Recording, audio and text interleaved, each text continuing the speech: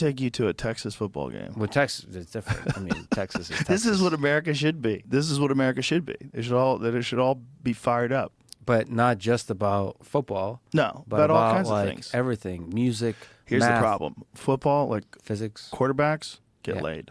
All right, that's a handsome guy. He's That's gonna what have I'm a trying to tell beautiful life. Okay, scientists. Physicists used in to the be able to get Soviet laid. Union will get a lot of pussy. What about Feynman? Well, he got, yes. Yeah. But he's another A lot level. of those guys were freaks, right? Oppenheimer, you saw the movie. He Yeah. was a freak. Yeah. Those guys were studs because they were the smart people, and there was a lot of grad students that wanted to fuck the professor.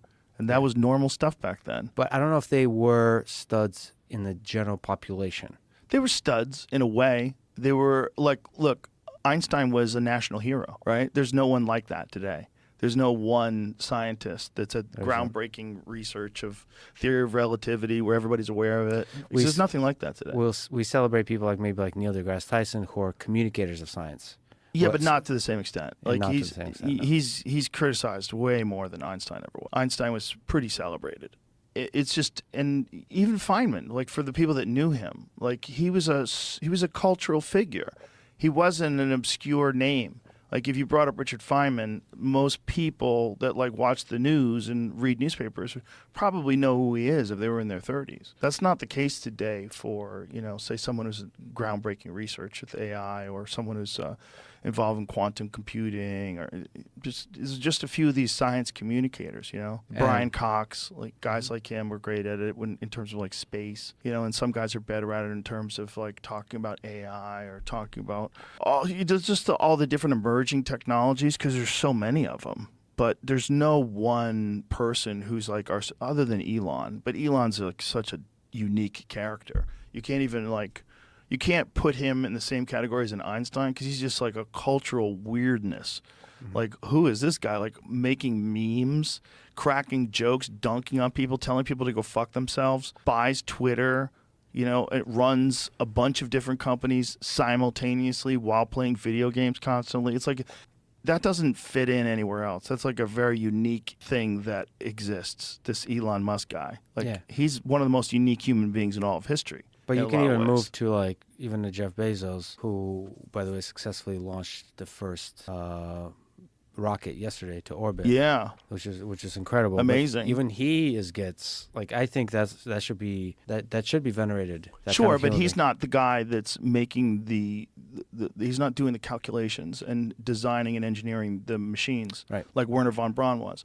So it's like what we're fascinated by today is different. It's like we're fascinated by these public figures that talk about the work that's going on, but the people that are actually doing it, there's not like one standout. Although to say both Jeff Bezos and Elon are legit good engineers, like they to see them on the factory floor, they know what they're doing. Yeah, for sure. But like the thing about Elon is weird. It's like he just does so many things. You get confused. Like, how can you do this? And I was talking about possibly buying TikTok. I wonder if they would go after him if he did that. Would that be like a minute? But Bezos Zuckerberg, they bought Instagram, right? Mm-hmm. So they have Facebook and Instagram. Right, and then why couldn't you have TikTok and Twitter? What are you talking about, monopoly-wise? Like yeah. I don't think they'll go after them. They're trying to split up Google right now, Alphabet. Really? Like to make maybe Chrome or YouTube its own business. I think there's an argument. There's some argument, but like The crazy thing about YouTube is how effective it is, right? Yeah. Like YouTube is. Just think it's like seems so straightforward. You just have a place where people can upload videos. Okay, that's straightforward. Everybody should be able to make one of those. By the way, no, there's just one. Really hard to actually pull that off on the engineering side. To be able to like, oh yeah, just there's just no other place like it to be able to host that much data. The scale, just the volume, volume of fucking data that comes into their site every day. It just. And then there's people, of course, online sort of criticizing YouTube for censorship, blah, blah, blah.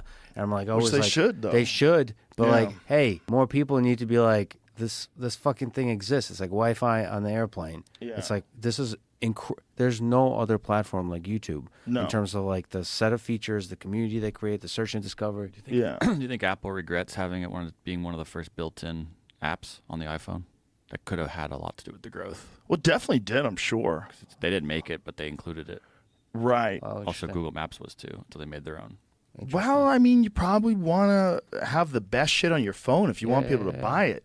you're kind of trapped. Everybody knows YouTube is the best shit.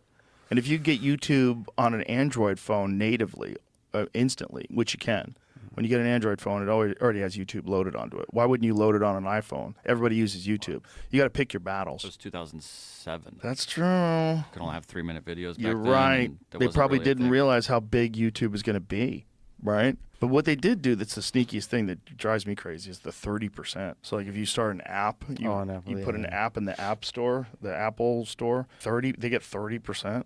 Like that's crazy. But because YouTube dominates so much, if people get censored, that's really painful. Like that's not. Well, they're so in control of the video market. Yeah. And I don't envy it. Got to be an insane place to try to manage, but it's just kind of wild that no one else has been able to come up with anything even remotely close. You've got Rumble, they do really well, but it's like Rumble's like a very conservative, ivermectin using libertarian sort of space. It's like the opposite of Blue Sky. Like Blue Sky is like people are just exactly. But there's a lot of like left wing shows on Rumble. Rumble is essentially like a legitimate free speech platform. They don't censor left wing views. Isn't Breaking Points? Are they on Rumble? I watch them on YouTube. I was thinking Twitch for a while though was kind of close, and then Amazon Twitch bought is it. pretty Right. Twitch was close. I mean, but then when Amazon bought it, it's some like Twitch kind of disappeared. It's still a thing, but it doesn't make money. It's not profitable, which arguably neither is YouTube. But once you isn't put that it, crazy? Like if they didn't buy it, maybe it would have been because Twitch was huge. it still is. Really? Yeah. I mean, that's what kids watch. But a lot of kids, they stream everywhere now, right? And there's a bunch of is video games different? Is there like a bunch of different? Twitch became more. It was Justin TV, and it's kind of reverted back to it now. Most of the popular stuff is IRL streaming. People walking around, going places, doing shit, streaming, doing nonsense. That's so weird. And so, what are the video games streamed on? What is everybody like? It's still that. There's been a few other ones that have tried. People like YouTube tried to do it. Facebook tried to do it. Microsoft tried to do it. It didn't work? Twitch is still. No, yeah. I watch video game streams on YouTube. So There's YouTube is still a few okay. there. Twitter's now tried to do it, but like the Microsoft one went away. Yeah. YouTube doesn't really advertise the live streaming stuff very well. You can find it, but it's not So prevalent. essentially, it's just Twitch for video games. It's dominant for sure. It's Dominant. Okay, so Twitch didn't go away. I'm just old. So it's I thought there was a bunch of new ones that were good though that people were using. Kick took off, Yeah. but it's not. Everyone sort of went back to Twitch after they. So made was deals that there. a deal where they like get like a famous streamer and they say, "Hey, we're going to give you money to come over to this new platform," and then they try to start the platform? Yeah, I mean, that's a good idea. You buy everyone to come over, and hopefully everyone sticks. Just didn't stick. But just think about the resources you would have to have if you wanted to take on YouTube. Like, look if Elon had decided, like, okay, we need to turn X into the new YouTube. Well, he kind of wants to do that, right? Yeah, which is kind of what he. But if you wanted to start a separate app, because Twitch, X is still mostly people exchanging information, mostly exchanging hyperlinks.